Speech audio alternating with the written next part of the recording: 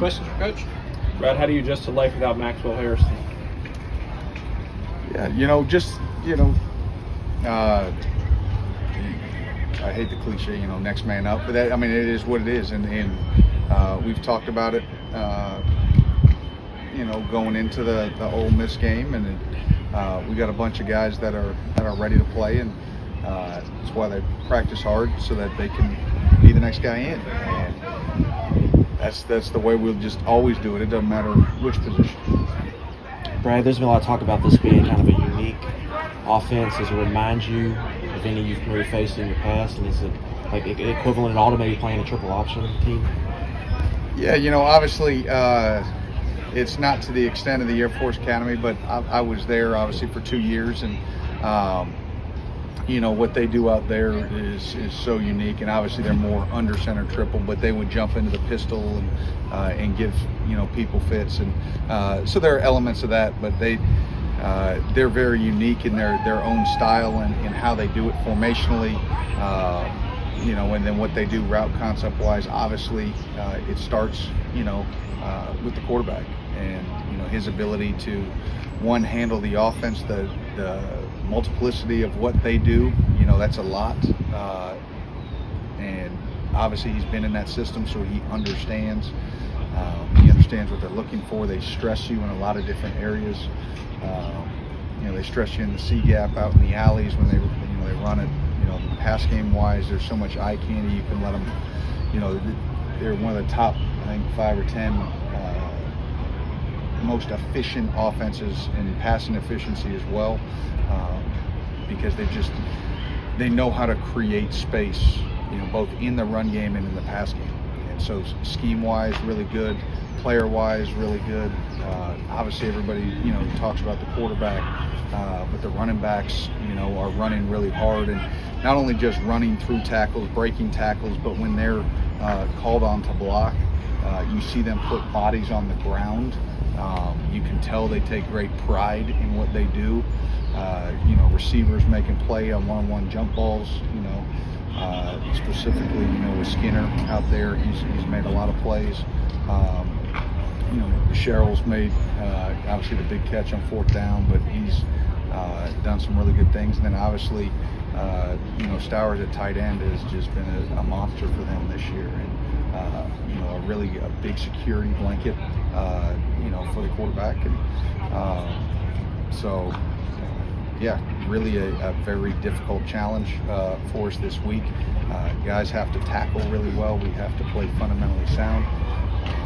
So we got to be on our A game for sure.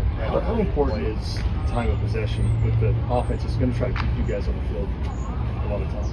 Yeah, obviously in any game, it's a big deal, and it's a big deal to try to get the ball to our offense so they have chances to score and get their rhythm going. So we, what I think is obviously. First and second down efficiency is a huge deal because they want to, stay, on track and on target, and ahead of the sticks. But 3rd down is a vital down, obviously, and it is in every game. But I think specifically you saw last week for them, they were just so efficient on 3rd that they were able to continue to extend drives. And then if they had to go for it on 4th, they were successful there as well. So, obviously critical that we were able to get off the field as much as we can, as quickly as we can.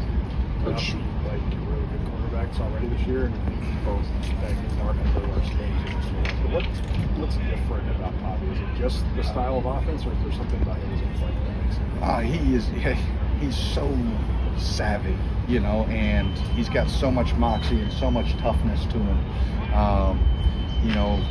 No environment, no situation seems to really rattle him. I know there's been a lot of sort of Johnny Manziel comparisons, and you can see that in the number and all that. But I think my initial thought when I watched him, I thought sort of Baker Mayfield, in terms of that savvy and that moxie and that gunslinger, and I guess they're all sort of fit sort of that same category, where they're just tough as nails, and it doesn't matter how hard you hit them, they're going to pop right back up and they're going to love it. And and he's going to make his plays. Like we understand that. Like you don't go against really good football players and say, oh, you know, we're going to shut them out. Like they're going to make their plays. We just have to make our share when that opportunity presents itself. They've done a great job of not turning the ball over. So if we can force a turnover or two, that would be huge. And again, steal a possession for our offense. Because of that moxie, Brad, I feel like, you know, that confidence is going throughout their entire offense, throughout the entire team after a win like that. Is that kind of infectious? Yeah, you know, hey, listen, we've talked about it before. Momentum's a huge deal, and you know they're building momentum. Not just him as a player, but that whole offense and the whole team, and it all builds on each other. And so, you know, the goal, you know, for any team is to try to break some of that rhythm of the opponent. You know, and so that's going to be our task this week, is to try to break some of that rhythm that they've got right now. You know, obviously an extremely tough task, easier said than done. But hopefully if we can do that, that will create rhythm for our offense, and then we can gain the momentum. So but there's going to be ebb and flows throughout the game, and so we shall see. Brad, you guys have, coming off a bye week, you got to spend 2 weeks preparing for these guys and looking at film.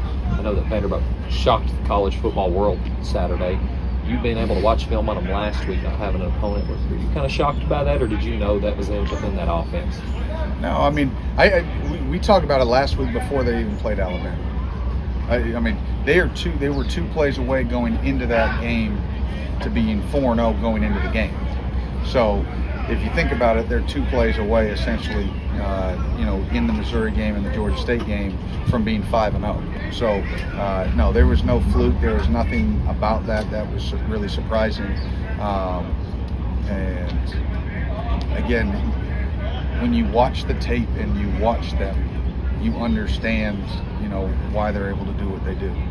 It's a great scheme with really good football players executing at a really high level, playing with great passion. You saw on the very first drive, you know, of that Alabama game, there was nobody on that field that was afraid to be on that field. They wanted every bit of that smoke in that situation, and they're going to want every bit on Saturday. Brad, how important is Pop into what you guys have done so far? Yeah, he's been everybody on the defense has been obviously vital, but you know, Pop brings a physicality, you know, and a physical toughness in the middle of our defense, which is huge. He made some really big tackles for us. You know, has done a great job of, you know, I think he's found his rhythm, you know, in his comfort level now.